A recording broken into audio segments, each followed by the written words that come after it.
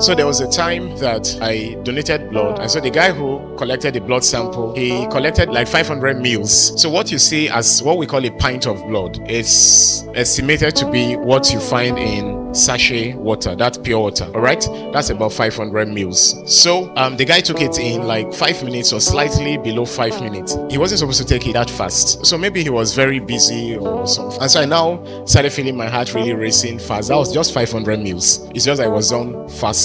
And then at some point I was now feeling as if I was it was a bit difficult for me to breathe, but it didn't last for long. I was fine. But we're saying that to lose a large amount of blood like Jesus did, his heart would have raised a lot. Secondly, the blood pressure would have dropped. That alone would have caused him to faint or collapse, really. Of course, thirdly, the kidneys would stop producing urine, as it were, so as to maintain the volume that is left. And of course, fourthly, the person becomes very thirsty as the body craves fluids to replace the volume that is lost. We expect that usually when maybe less than 750 mils is lost, a number of these tachycardia will mean that if we check the pulse rate, it's above 100. So 60 to 100 is a range that is considered normal. So if it's below 60, it's bradycardia. If it's above 60, it's tachycardia. So the BP is slightly normal at that point. If it loses between 750 and 1500 mils, there's narrowed pulse pressure, mild hypotension, all of that. So the blood pressure goes down a little. Now there's confusion, very low decreased amount of urine that is produced, as it were, low volume of urine. There's also difficulty breathing. There's tachycardia, like we say, that is marked. So you are counting, instead of seeing maybe 100, maybe you are seeing 160, 180,